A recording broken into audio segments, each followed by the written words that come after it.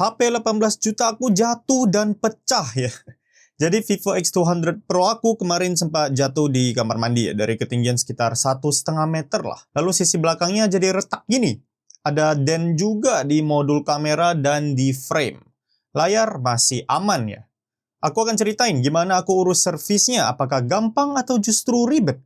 Ayo kita lihat. Jadi begitu HP-nya jatuh, ya aku langsung bawa ke service center resmi Vivo ya di 31 Agustus. Yang paling dekat dari aku sih di Supermall Karawaci ya. Jaraknya sih lumayan sebenarnya, 40 menitan. Kondisinya sepi ya, jadi cuma nunggu sekitar 5 menitan langsung dipanggil.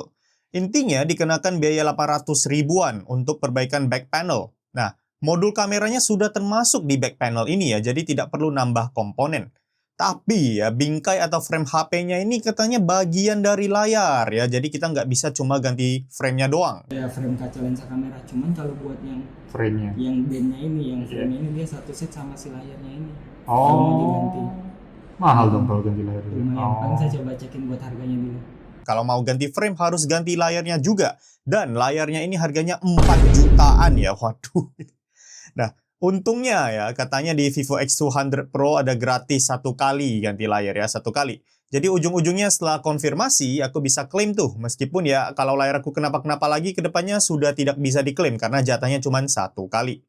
Ada diskon 10% juga, jadi total perlu keluar 700 ribuan. Namun ya, spare partnya perlu nunggu ya, jadi akan dihubungin lagi sekitar 7 hari kerja katanya. Namun kita perlu DP 50% dulu. Di tanggal 4 September ya, aku dapat WA dari service centernya, katanya spare partnya belum sampai, jadi perlu tunggu lagi 4-7 hari ke depan ya. Dan di tanggal 11 September, akhirnya dikabari tuh spare partnya sudah ready.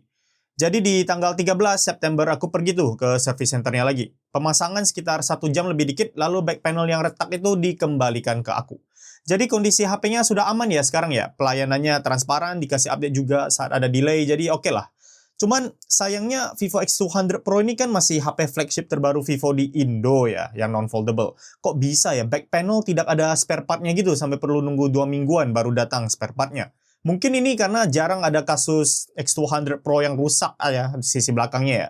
Tapi ya lagi-lagi sejarang-jarangnya alangkah baiknya kita ada spare part lah ya, beberapa part cadangan lah untuk HP flagship. Karena tetap saja ini mahal barangnya gitu ya.